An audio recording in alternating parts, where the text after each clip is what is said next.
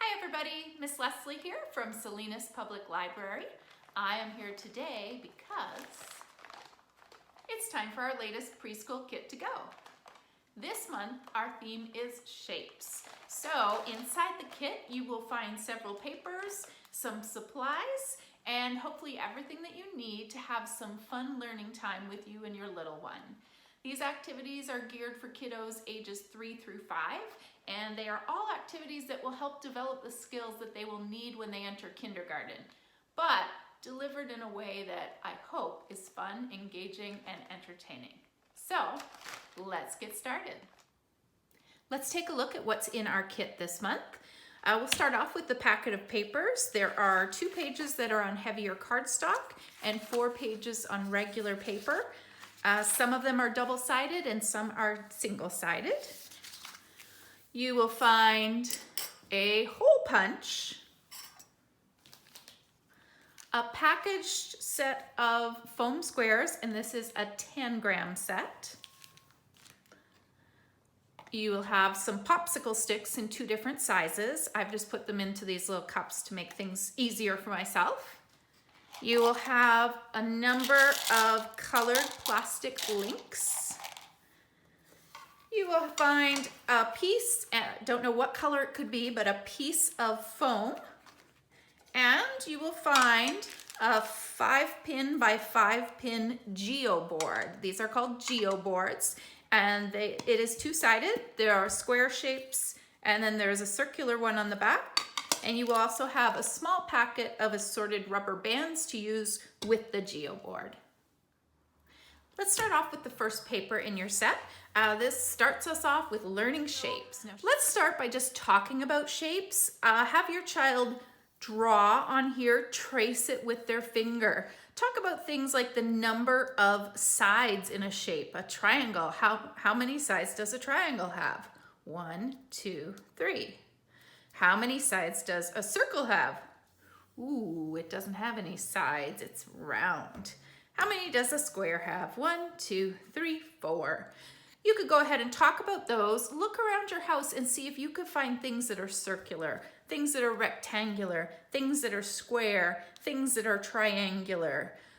Take a look, go on a little bit of a shape hunt and have some fun with that. Now, after you've traced these with your finger, you could also have your little one trace it with a color, and then can ask them to cut out these shapes. They have very thick lines, so hopefully that will help with the cutting, but you might want to cut the paper across this strip and that strip to make it a little easier for them. But let them cut them out, and then I will show you what we're going to do next. Once you have your shapes cut out, you can put them onto a popsicle stick just by taping them on, and do this with your shape hunt again. So you could go around your house holding this up and looking for something that is triangular. See how many you can find. Now, I will say triangles are pretty hard to find, but you can find rectangles pretty easily. Here is a grater. You can probably find some squares. Here's a pot holder. And I know you'll be able to find some circles, plates, little containers, all sorts of things. In fact, even the center of this tape is a circle.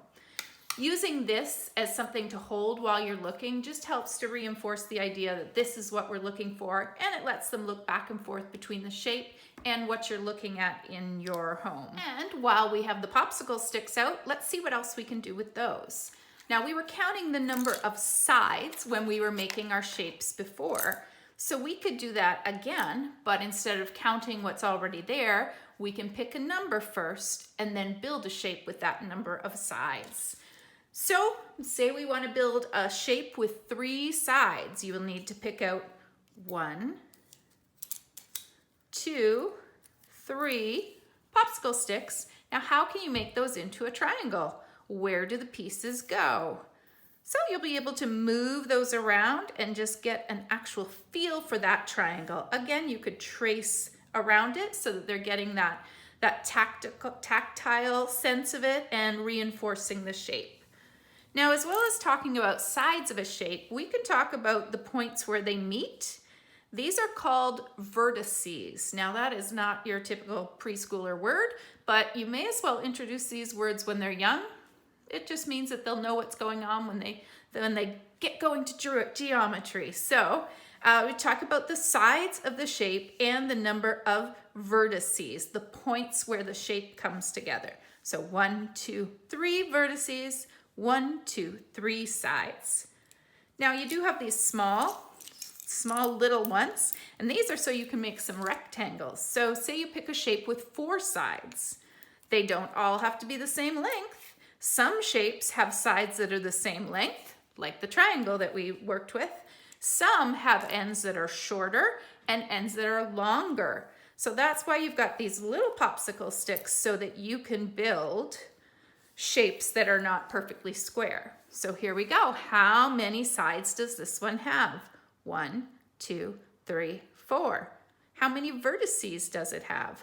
1, 2, 3, 4.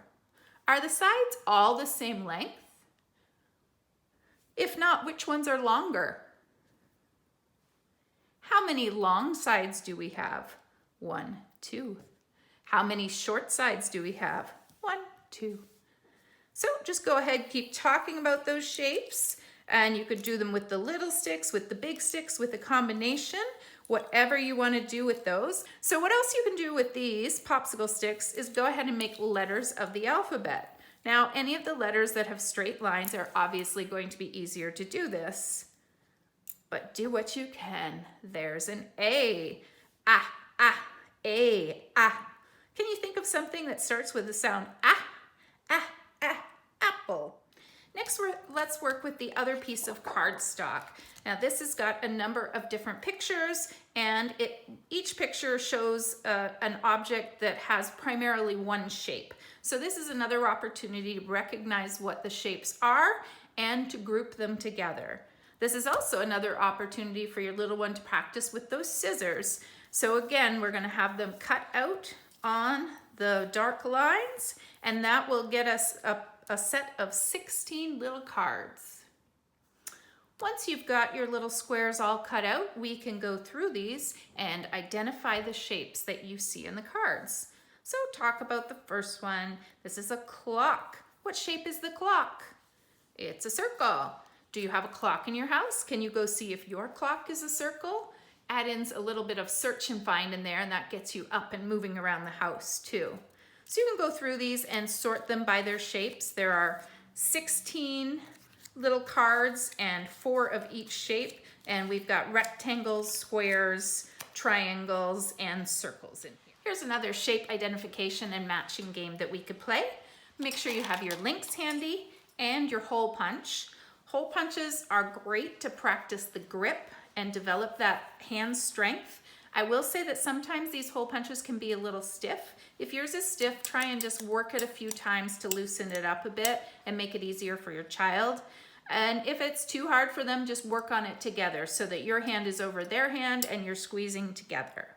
So what I did here is I have obviously all my circular items, and I punched holes on 2 sides of it. I went to the side rather than the top and bottom, but you can do it however you want. With these cards, make sure again that you're talking about what you're seeing. A wheel. What does the wheel do? It goes round and round. Let's sing the bus. The wheels on the bus go round and round. Ball is a circle. Pizza is a circle. Clock. And you could even make up a story with these. Even if you give your child 2 items, it's a good skill to practice making up a story. Just play with it. See what happens. But back to the activity with the links, we are going to use the links to connect all these items. These are all items that are round, that are circle shapes. So what you can do is, using the link, show your child how you can slide the opening in and then attach it with the link. You've got to find that opening, obviously. And so these can all be connected together to make a chain of items that are the same shape. And as I said, we've got 4 of each shape, so all of your little links are going to end up being, or chains are going to end up being the same length. But there you go, all of our circles are linked together, and we've also had the fine motor practice of threading those links into the holes. Now, one other way you could do that is also go back to your original shape. And if you want to punch a hole in there, you could connect your whole chain, or you could punch several holes around the circle and put each item in on its own. But there you go, we have our circle chain, and it's art. We just made a mobile. We have some more learning fun with the links. This is a good time to go ahead and find your foam sheet. We're gonna do a little bit of cutting on this. Now, it will feel very different from cutting on paper, so it's good that your little guy or girl gets to practice that on something other than standard paper. It will feel very smooth, and you can talk about that too. Always take the opportunity to expose your little ones to as much language, get that back and forth conversation going and growing. That will definitely help their vocabulary. The more words a child hears before they get to kindergarten, the better they are going to do. So let's take our foam sheet and cut it into a few strips. Now, I cut some about 1 inch wide, and then I have one wider one. I would suggest that you draw some lines on this first for your little one to follow, and then they have a cutting guide. So just go ahead and do that. And I'm gonna use the ones that I've already cut here. With our strips, we can also do some number recognition using the links. With the thin strips, you can go ahead and punch a different number of holes into each strip. So you can see I've got the numbers increasing, 1, 2, 3, 4, 5. And onto each of these, you would put the appropriate number of links. What you're gonna end up with is a good visual representation of the quantity, and just another fun way to practice your hand skills, the fine motor activity there. I'm not going to do all of these, but you will get the idea. You want to put the number of links on as the same number as holes. So then you're going to get 1, 2, 3, and an increasing number. Now this will show you the links going horizontally, but you can also do it so that they hang down visually. So on this larger piece, I've punched holes on both sides. I have 5 holes on each side, so you can do all the way up to 10. However, you won't have enough links to do all 1 through 10 at the same time. What you can do is go ahead and write the numbers on the foam, and that is how many numbers or how many links you have to add to it. So we're gonna go ahead and build down here. But in this case, we're making a downward chain. So obviously 1 is still the same, but for our number 2, we have to make a chain with 2 links. And then for our number 3, we're going to add 3 links to that one, and so on and so forth. So go all the way up as high as you can go. As I said, you don't have enough to do all the way to 10 at once, but you can definitely do 1, 2, 3, 4, 5 and have enough links to do that. This is just another good way of visualizing quantity and really understanding that as we count the numbers up, we're actually increasing the number. So it just shows that this is what's happening as we're counting. These learning links are a great way to learn a bunch of different concepts. There's so much we can do with these. We can sort them based on color. We could put them into their piles based on color, and we can see if we can either count using 1 to 1 where we're touching the item as we're counting, or if we can know the number just by looking. So if we have them all separated out here by their color, we could say, do you see a pile with 2? Show me the pile that has 2. There it is. Is there a pile with 3? And then there's quite a few options here. Or which pile has the most links? This one. Let's put them in order of most down to least. So here's our most, and then we have 3, and then we have 2, and we'll just add 1 in there. So that's another way, using the links to count, to visualize, and to recognize number by just looking at the pile. We can, of course, do our more, most, less, least also. Which pile has more? This one does. Which pile has the least? Which pile has fewer? This one does. And you can make those get a little trickier so the numbers are more closely related to each other rather than doing like a huge pile in one. So work on that too. Now, when you link these links together and make a chain, you can use that chain to measure things. So I'm gonna link, I don't know, let me give about 6 or 7 here and make myself a measuring chain. So now we can find some things. We can say, can you find something that is this long? That is 1, 2, 3, 4, 5, 6. 6 links long. Let's see what we can find. Is this 6 links long? We better measure it. When we measure, we put our measuring tape right at the very edge of the item. Oh, this isn't 6 links long. There's too many links. We better take some off. Is it 5 links long? We took away 1 and we have 1, 2, 3, 4, 5. Is the Geo Board 5 links long? Nope, it's still too long. It's not the same. We'd better take off another one. 5 minus 1, how many do we have left? 1, 2, 3, 4. Ooh, look at that. It fits. That's how long the Geo Board is. It's 1, 2, 3, 4, 4 links long. Go ahead and find some more things to measure in your house and work on it so that you have to sometimes add links and sometimes you have to subtract links. All right, I am going to put these all together into a chain. And once we do that, we can manipulate the chain, move it around to make different shapes. Now we can start with the shapes that we've been talking about. We can make a circle. I think I'm going to add a few more in there so the shape is more obvious.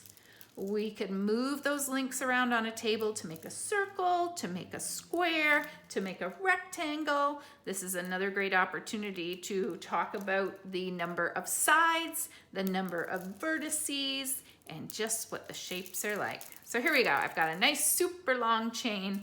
I can make a triangle with my super long chain. Or I can make my circle, or I can make my square. Something else that you could do is maneuver this chain into the shape of a letter. So let's make an A. Uh-oh, I need my line across in the A. There we go. You can even connect that so you've got a very good representation of the letter. There it is, A. When you're saying the letter, go ahead and let them trace the shape with their finger. That's adding that tactile element. And make sure that you also say the sound that the letter makes. A. A says like apple. So if you need some more lines, if you don't have enough with the links, you can actually combine the links with the popsicle sticks. So you can use the links for the rounder shapes that have the curves and the arcs, and you can use the sticks to add in for a more linear shape. So C is a good one to do with these, much easier than it is with the the popsicle sticks.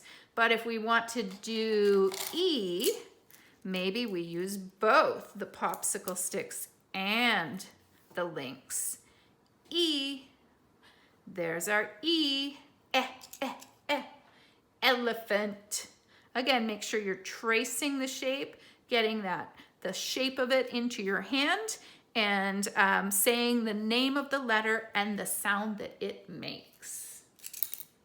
We can also use the links to practice listening and understanding verbal directions. So to be able to listen to something and then hold that information in your head and translate it to doing something. So you might say, can you show me 1 green link? There you go. Can you pick up 2 red links? 1, 2.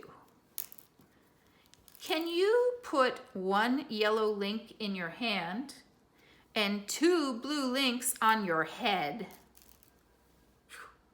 So we're giving them a 2-step direction. And of course, start with the single step, pick up this, move it here, using the color and number, and then move on to having a 2-part direction. So they actually have to listen, understand, hold that 2-part direction in their head, and then do whatever action has been requested. We can use the links to do some patterning. We could do yellow, purple, yellow, purple, yellow. What comes next? Yellow, purple, yellow, purple, yellow, purple. And you can also add movements in. So every time you say yellow, you clap your hands. Every time you see purple, you slap them down. So clap, slap, clap, slap, clap, slap. Now it definitely helps to spread these out more so that you can see which one you're doing. But adding in that physical component is another good way to develop that sense of what a sequence or a pattern is. Now, you can also put the pattern together, so link them together, and we can do a copy. So if I want to do, there we go, I've made a chain with 5 colors. Now, ask your child, can you make one just the same? So now they're going to have to look at this as their model, find the appropriate color, and put all the colors in the right order. So they're gonna have to start with yellow. What comes next? Oh, it's green. Now what comes next? Is it red? No, the next one's blue. Put on the blue. What comes next? Red. And what does it end with? It ends with purple. Are they the same? Yes, they are. You made one just the same. Now, you can change one thing and see if they can tell you what is different. So this is that visual discrimination, looking at 2 things that are similar, but finding what is different. Do they both start with yellow? Yes, they do. Do they both end with purple? Yes, they do. What's different about them? Is it the green? Nope, those are both the same. How about this? Are they the same? No, they're not. This one is the wrong color. How can you fix that? You'll have to take away the one that is the wrong color and add in something that is the right color, and now they can match again. There it is. We've got our 2 matching chains. Now you can go ahead and take pictures of different combinations with your cell phone and then have your little one copy that. Next, we're going to move on to our tangram.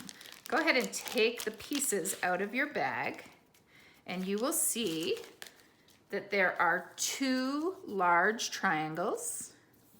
There is 1 medium triangle. There is 1 square.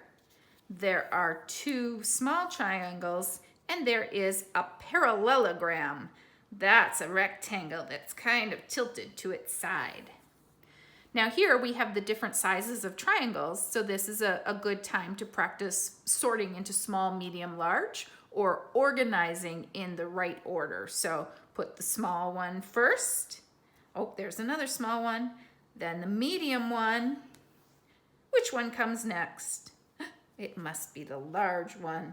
And there are 2 the same. Now, tangrams have been used for a couple thousands of years, and it's a very well-known puzzle that develops your shape recognition, but even more than that, your spatial orientation, knowing how to arrange these shapes to make other shapes. The first thing that we can do is talk about a square. Did you know that a square is the same as 2 triangles? I'm going to put 2 triangles on top of the square, and you will see, look at that. 2 triangles is the same shape as 1 square. We could put them together in different ways too. 2 triangles turned are the same shape as a parallelogram.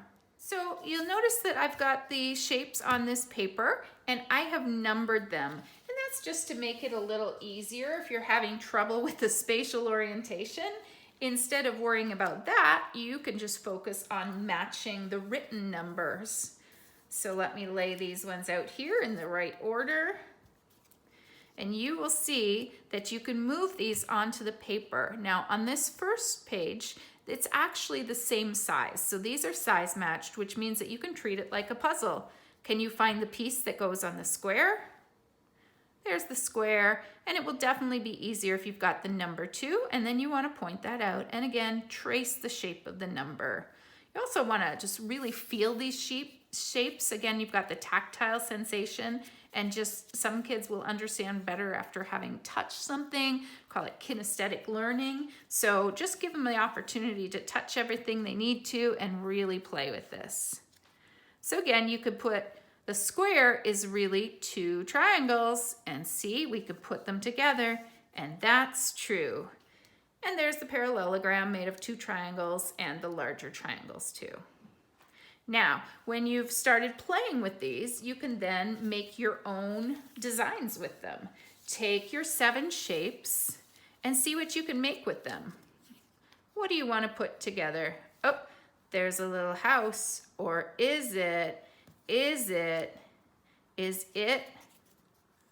Oh, it's an arrow. Or is it a rocket ship blasting off to space? What shapes are in that rocket ship? There's a big triangle. There's a square.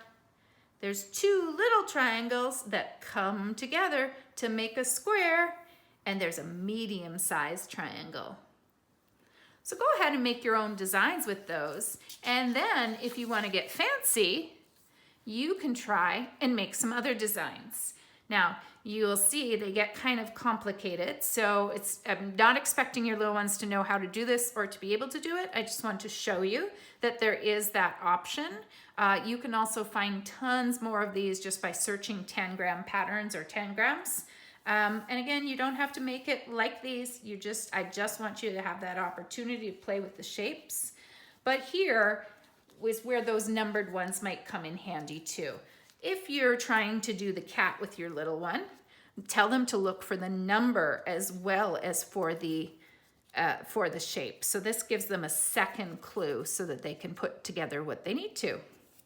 And I will admit that I do not have the greatest spatial orientation when it comes to putting together shapes. So honestly, the numbers helps me a lot too. So there we go. There's our kitty cat. What can you make out of the tangram? If these designs are too complicated, just like you played with your own designs, again, we could have something that you take a picture of and then ask your child to recreate. So maybe you just start with 2 pieces and that's it. And then let them take a picture of that and then ask them to recreate it. Then add in another piece, see what you can get. Can they make this one? And just keep adding, making things a little more complicated and see how far you can go. But then you are practicing the shape recognition, you're practicing that visual discrimination as well, and you're having fun with a little puzzle. Now we can explore this Geo Board.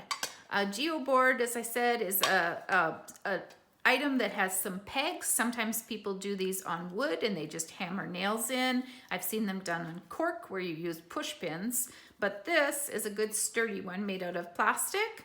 On one side you have a 5x5 grid, and on the other side you have the pegs arranged in a circular shape so you can do some more rounded shapes. As with anything, the first way that you should play with these things is just exploring it, doing whatever your child wants. Let them touch it, let them bang it, let them feel how smooth it is, let their fingers bump over those pegs. Just explore it. And then we're going to move on to placing the rubber bands onto the Geo Board. Now, this is another great fine motor skill practice because you need to pinch the rubber bands to pick them up. You need to stretch them, which is going to take some strength. You need to hold them and you need to get it to stay on the pegs.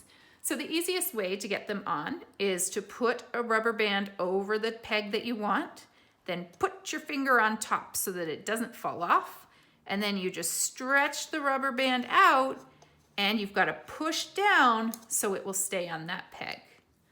So let's try that again. Starting with a rubber band, put it over the peg that you're going to start on, hold the peg with your finger so that rubber band can't come off, stretch, and then push it down and let go. So that's going to be the first experiment with this, just being able to get a rubber band to stay on. You will notice that there are different sizes of rubber bands in your kit. Some, if they're a smaller rubber band, it's going to take more strength to stretch them out, and some of the big ones are going to be too big to just go over a couple of pegs. You're going to move them across quite a few. Now, you can do straight lines, but you can also just move the rubber band. So I started with the same one on the peg, hold it, stretch it, push down. But now that it's there, I can pinch a part of it and move it onto another peg. And then I've made another shape. What shape is this? It's a triangle. It has 1, 2, 3 sides and 1, 2, 3 vertices.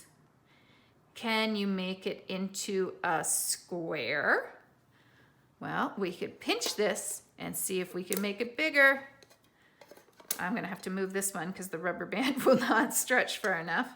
But let's see. We've got to make the sides the same length. And there's our square. Did you know what happens when you divide a square down the middle? You make a triangle. What if you divide a square in a different way? What if we move this? Is that still a square? Are the sides all the same length?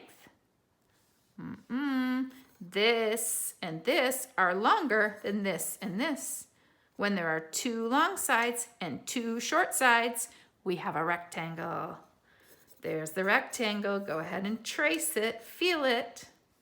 So play around with this. Do just the free explore, do the straight pulling it out, make it into shapes, and then you can also try making letters on the Geo Board. So, as we did with our learning links and with the popsicle sticks, we can use the Geo Board and the rubber bands to make the shapes of different letters. Now, I've actually started one here, but you could make any letter of the alphabet using these rubber bands. What letter have I made? It's an E. E. And then here's another great tactile feeling, rubbing your finger along the line, tracing it, but you get those little bumps of the pegs. If you want, you could make your letters on the back, which has the round side. You can make circles on here, half circles, other little shapes. Now, another activity that you can do is once you have created something, once your little one has created something, you could try to replicate it on the paper. So you could talk about how this is represented on the paper. We want to know what this shape is. Can we put it on the paper? So your little one will need to have a crayon or a marker and just talk them through it. So let's look at the top line. Is there something on the top line of our Geo Board? There is. There's a line. You will want to start with just straight lines with this one rather than the open shapes.